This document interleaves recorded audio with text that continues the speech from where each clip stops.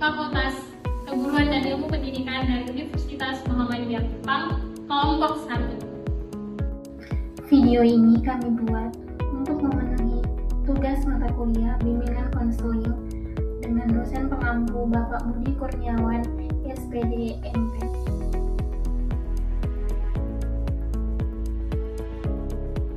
Kelompok kami terdiri dari 5 orang. Yang pertama, Angelina Porgara Ina Pipin Kleden.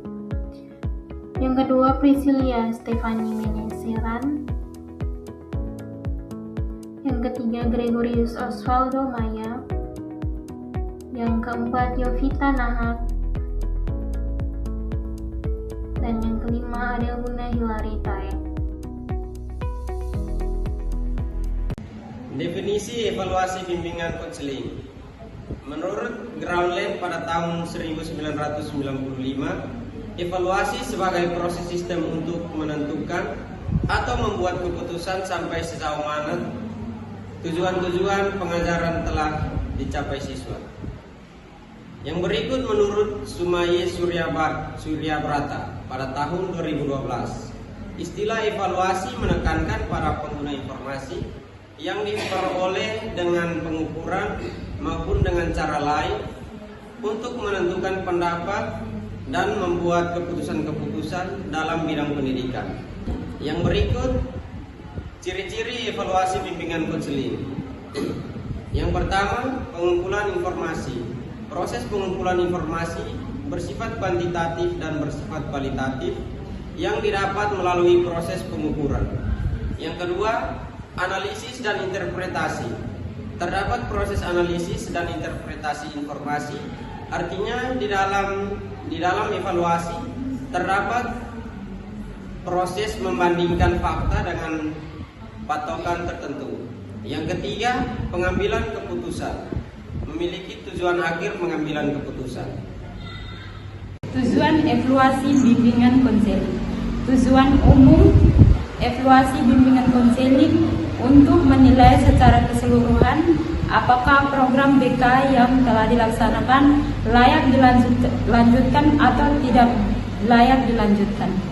Tujuan khusus 1. Memahami kemajuan perkembangan peserta didik secara individual. 2. Menilai efektivitas dan efisiensi program bimbingan konseling yang telah diselenggarakan. 3. Menentukan perbaikan dan penyempurnaan program yang akan datang dalam kurung tidak lanjut. 4. Memberikan informasi yang relevan kepada berbagai pihak terkait untuk dasar pengembalian keputusan. Fungsi evaluasi bimbingan konseling. Formatif. Fungsi formatif memperoleh umpan balik yang digunakan untuk memperbaiki program yang sedang berjalan. 2. Sumatif. Fungsi sumatif menilai hasil akhir program yang telah selesai bertujuan untuk bertanggung jawab program kepada pihak pengelola. 2. Diagnostik.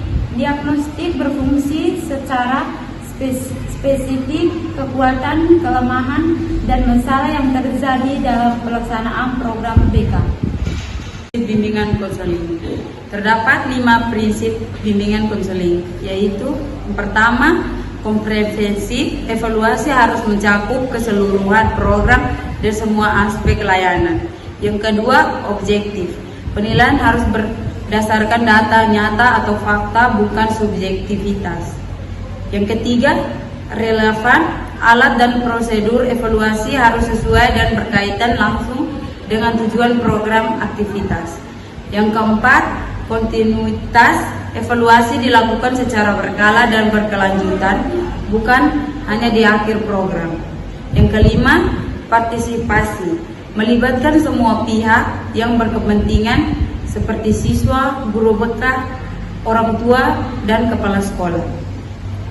Yang berikut aspek evaluasi program bimbing konseling. Yang pertama, kesesuaian antara program pelaksanaan. Yang kedua, keterlaksanaan program. Yang ketiga, hambatan-hambatan yang dijumpai. Yang keempat, dampak pelayanan bimbingan terhadap kegiatan belajar mengajar. Yang kelima, respon peserta didik, personal sekolah, orang tua dan masyarakat terhadap layanan bimbingan. Yang kedua, mengamati partisipasi dan aktivitas peserta didik dalam kegiatan pelayanan bimbingan, mengungkapkan pemahaman peserta didik atas bahan-bahan yang disajikan atau pemahaman peserta didik atas masalah yang dialaminya. Yang berikut, mengungkapkan kegunaan pelayanan bagi peserta didik dan memperoleh peserta didik sebagai hasil partisipasi aktivitasnya dalam kegiatan pelayanan bimbingan. Keberhasilan program bimbingan konseling terdapat ada 3. Yang pertama, keberhasilan proses. Fokus pada aspek pelaksanaan, diukur dari apakah program dijalankan sesuai rencana-rencana, waktu, dan prosedur yang telah ditetapkan dalam rencana observasi. Yang kedua, keberhasilan hasil. Fokus pada aspek perubahan individual, diukur dari apakah terjadi perubahan positif pada diri siswa, terutama dalam peningkatan pengetahuan, sikap, dan keterampilan atau ASK yang menjadi target layanan bimbingan konseling. Yang ketiga, keberhasilan dampak. Fokus pada aspek lingkungan dan jangka panjang, diukur dari apakah terjadi perubahan lingkungan sekolah yang lebih aktif, yang lebih positif, yang merupakan efek jangka panjang dari program bimbingan konseling. Model dan metode evaluasi bimbingan konseling. Yang pertama, terdapat konteks, menilai kebutuhan dan tujuan program.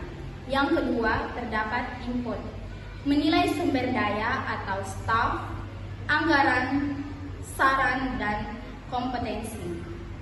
Yang ketiga, proses, menilai implementasi, layanan, strategi, dan metode. Yang keempat, produk, menilai dampak dan efektivitas akhir program terhadap siswa. Yang berikut, model diskrepensi.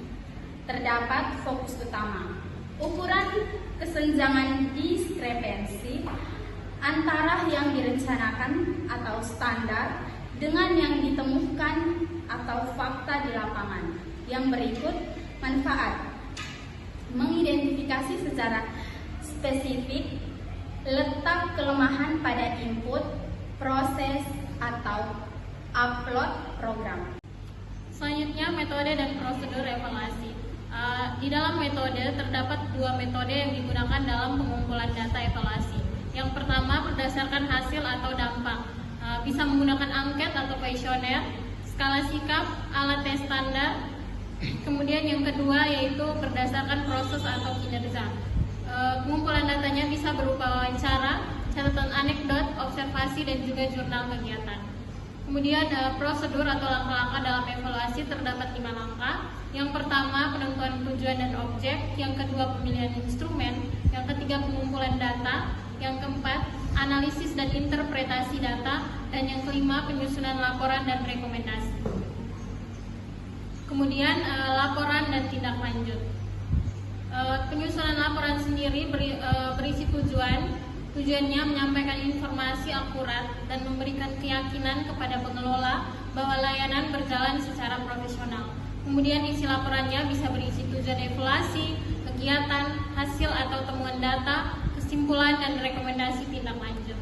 Kemudian tindak lanjut memiliki tujuan seperti menentukan tindakan perbaikan berdasarkan temuan evaluasi. Di dalam tindak lanjut terdapat proses, yaitu rapat kolegial seluruh personel sekolah membahas hasil evaluasi. Keputusan-keputusannya bisa berupa perbaikan program, penyusunan program baru, peningkatan layanan, sarana, dan prasarana. Berdasarkan materi yang telah dipaparkan, kita dapat mengambil kesimpulan evaluasi merupakan komponen yang tidak terpisahkan dari program bimbingan dan konseling atau BK. Secara umum, evaluasi adalah proses sistematis untuk mengukur sejauh mana tujuan program telah tercapai yang mencakup pengumpulan informasi, analisis, serta pengambilan keputusan berdasarkan data yang diperoleh. Tujuan utama evaluasi BK adalah menilai efektivitas dan efisiensi layanan yang telah diberikan, memahami perkembangan peserta didik secara individual, serta menentukan langkah perbaikan untuk program ke depan. Evaluasi memiliki 3 fungsi utama, yaitu formatif, umpan balik selama program berjalan, sumatif, penilaian akhir program, dan diagnostik, yaitu mengidentifikasi kekuatan dan kelemahan program.